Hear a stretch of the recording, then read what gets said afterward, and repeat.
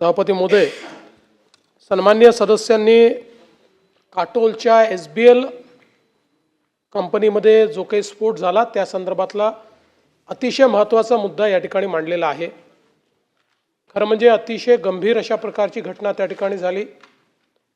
जवळपास 19 कामगारांचा मृत्यू झालेला आहे, 17 गंभीर जखमी आहेत। बहुतांश कामगार या महिला आहेत आणि आपण जर बघितलं तर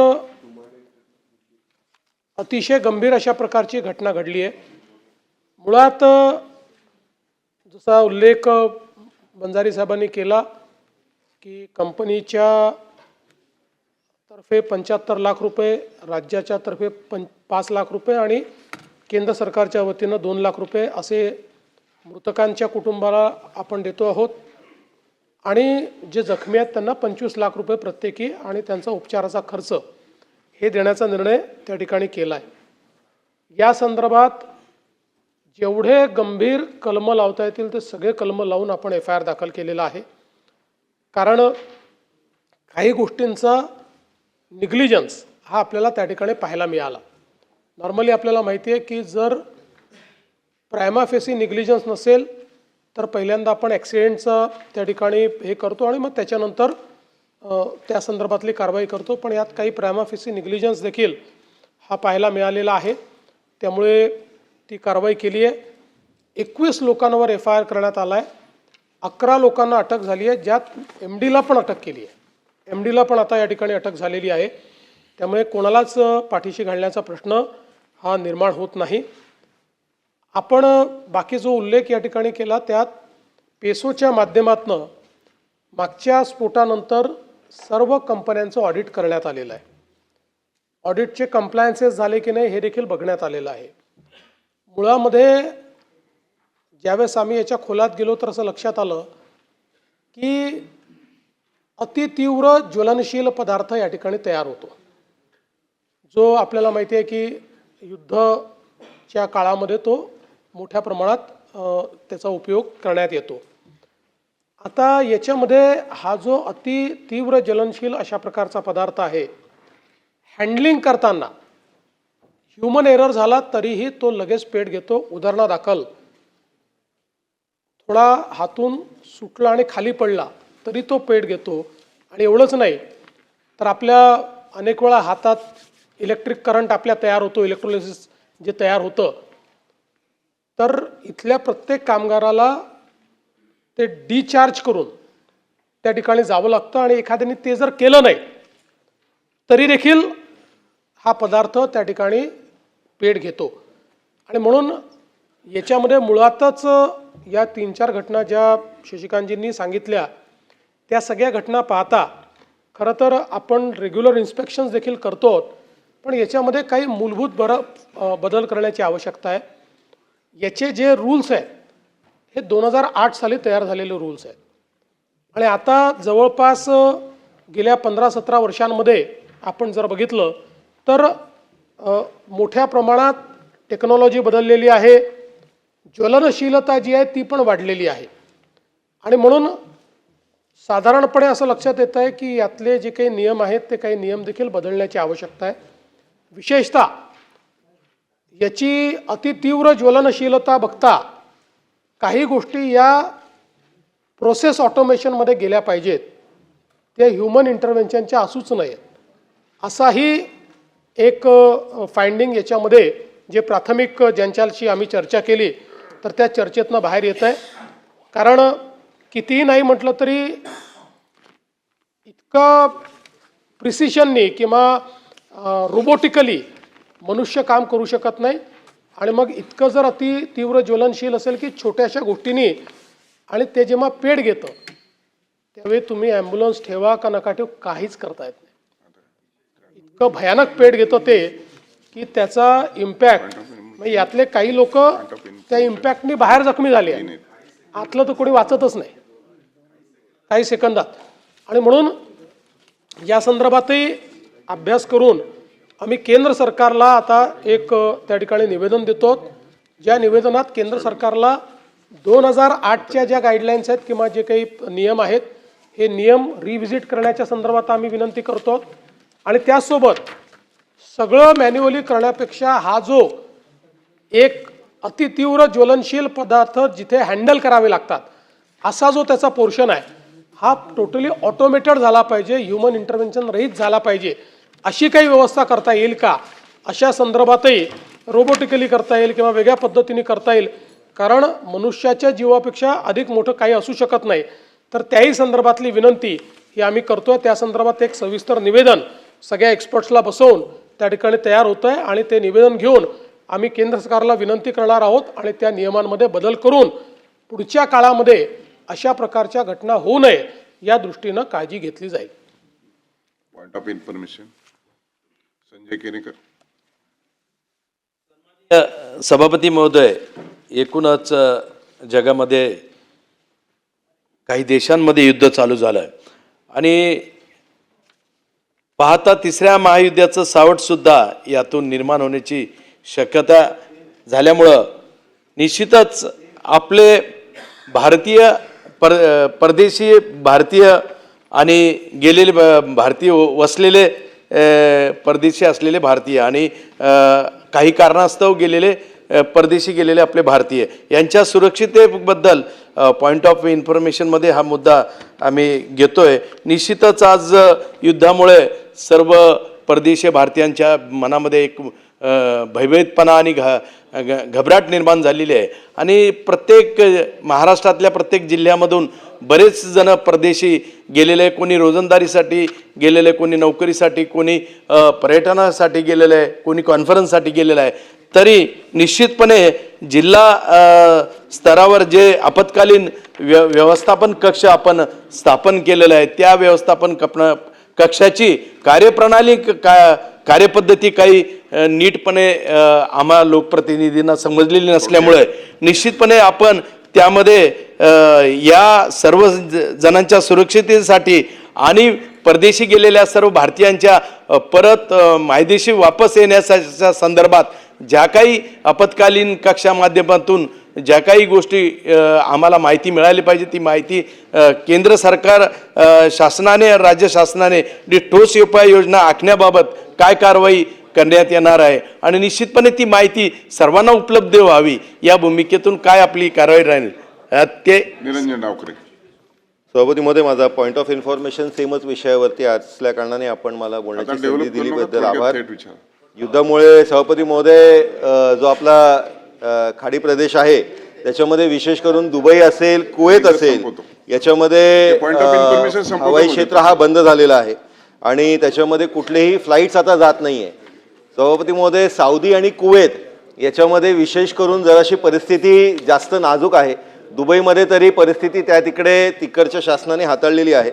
तिकडचे जे आपले भारतीय आणि विशेष करून महाराष्ट्रातले जे नागरिक आहेत त्यांना लवकरात लवकर इकडे आणण्यासाठी आपण विशेष रिटर्न फ्लाईटच्या संदर्भातलं इव्हॅक्युएशन फ्लाईटच्या संदर्भातलं काय कारवाई करतोय हे माहिती होणं गरजेचं आहे.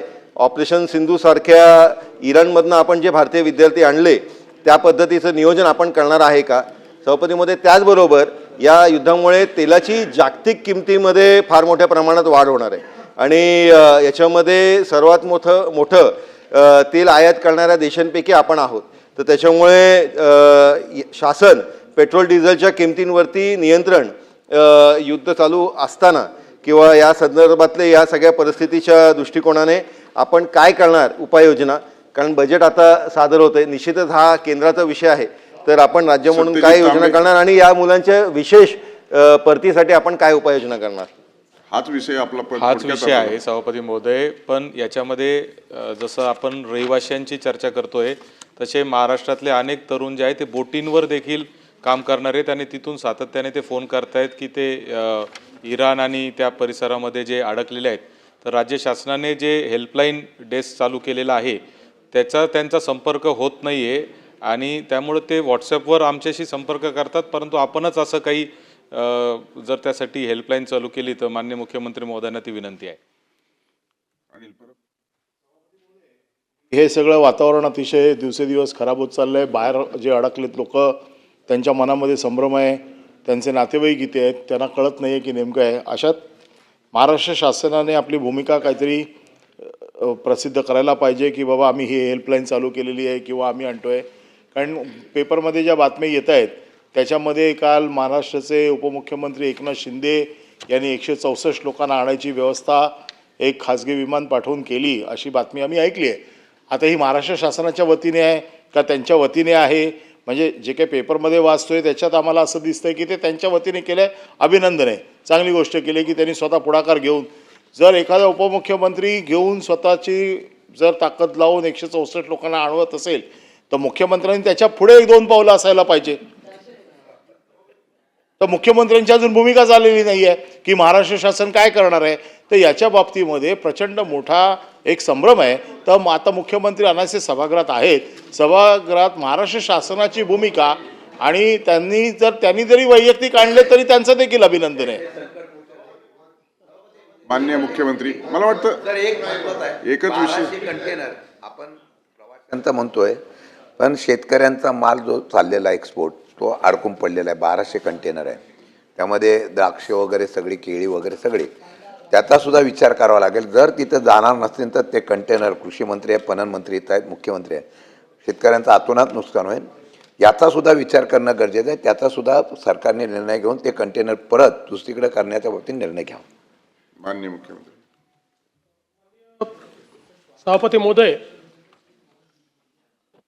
हा जो काही हे युद्ध सुरू झालं ते युद्ध सुरू झाल्यानंतर एअर स्पेस बंद झाल्याबरोबर विशेषतः जे भारतीय पर्यटक किंवा वेगवेगळ्या व्यवसाय करता तिकडे गेलेले लोक आहेत, जे तिथले रेसिडेंट नाही आहेत, जे भारतात परत यायचं आहे, त्या लोकांचं मेसेजेस आपल्याला यायला लागले. आपण तात्काळ केंद्र सरकारच्या जी परराष्ट्र मंत्रालय आहे त्याच्याशी संपर्क केला. त्यांनी एम्बसीला सगळीकडे ॲक्टिवेट केलं, सगळ्यांना एम्बसीशी संपर्क साधायला सांगितला. पण आपल्याला याची कल्पना होती की नुसतं एम्बसीला संपर्क साधून हे होणार नाही, म्हणून आपल्या राज्याचे जे मदत व पुनर्वसन आपत्ती व्यवस्थापन मंत्री आहेत श्री गिरीश महाजन यांना आपण ती जबाबदारी दिली. आपण एक व्हॉट्सॲपचा नंबर सगळ्यांना दिलेला आहे. त्या व्हॉट्सॲपच्या नंबरवर लोक संपर्क करत आहेत. त्यांच्या ज्या तिथल्या अडचणी आहेत त्या आपण दूर करण्याचा प्रयत्न करतो आणि त्यांना परत आणण्याच्या दृष्टीने देखील सगळे प्रयत्न आपण हे सुरू केलेले आहेत. मुळामध्ये आपल्याला माहिती आहे की एअर इंडियाची विमानं आता हळूहळू त्या ठिकाणी जात आहेत आणि लोकांना परत आणत आहेत. काही एअर स्पेसेस बंद आहेत, काही सुरू आहेत. तर जिथनं आणता येतं आहे तिथनं आणण्याचा सगळा प्रयत्न चाललेला आहे.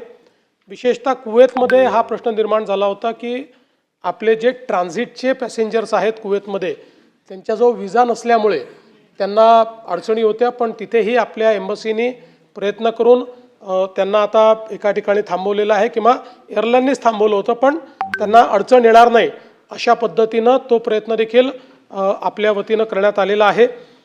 विशेषतः जे काही वेगवेगळे आपले त्या ठिकाणचे मंडळ आहेत, मराठी मंडळं वगैरे, यांना देखील आपण ॲक्टिवेट केलेलं आहे. त्यांच्याही माध्यमातनं जे काही आपले तिथले लोक आहेत त्यांना आपण मदत करतो आहे, त्यांच्याशी संपर्कात आहोत.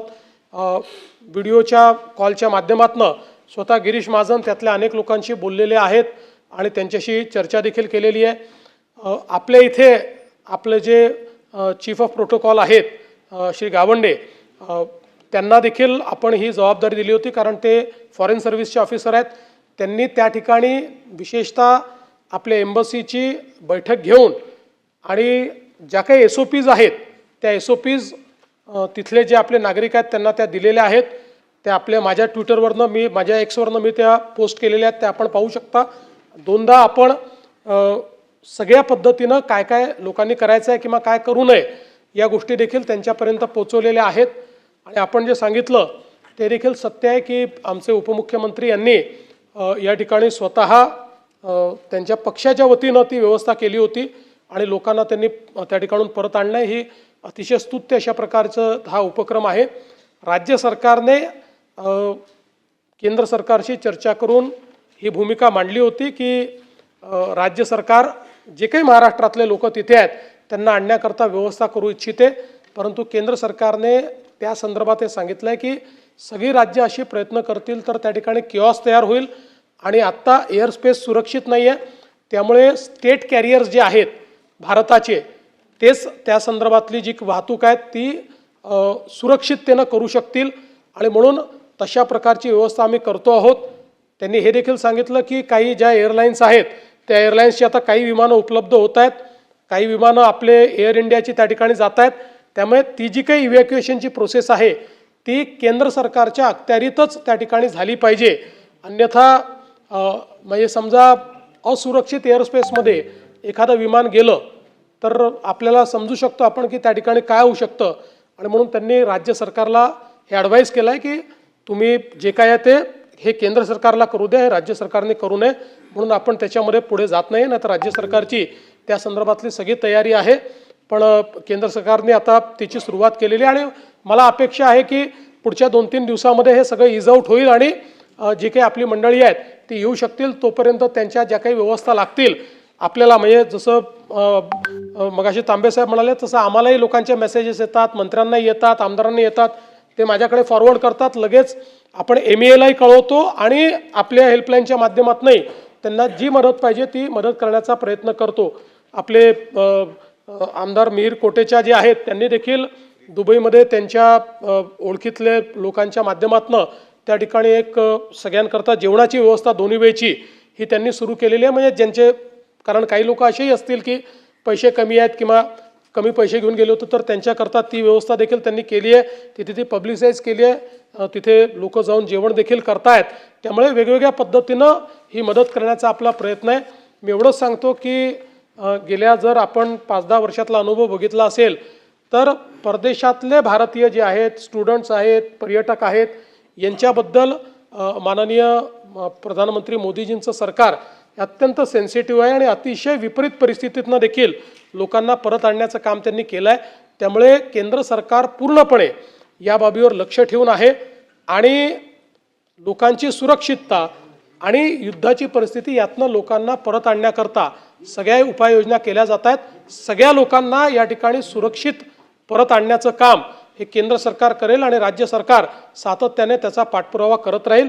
आपल्यापैकी कोणाकडे जर असे मेसेजेस आले तर ते आम्हाला फॉरवर्ड करा, आम्ही ते MEAला देतो आणि MEAकडनं डायरेक्ट त्यांच्याशी संपर्क साधला जातो आणि त्यांना आश्वस्त केलं जातं की बाबा त्यांच्या अडचणी असतील तर त्या अडचणी सोडवल्या जातात आणि त्यांना आश्वस्तही केलं जातं की कधी त्यांची इव्हॅक्युएशनची व्यवस्था होऊ शकते हे टेंटेटिव्हली त्यांना त्या ठिकाणी सांगितलं जातं.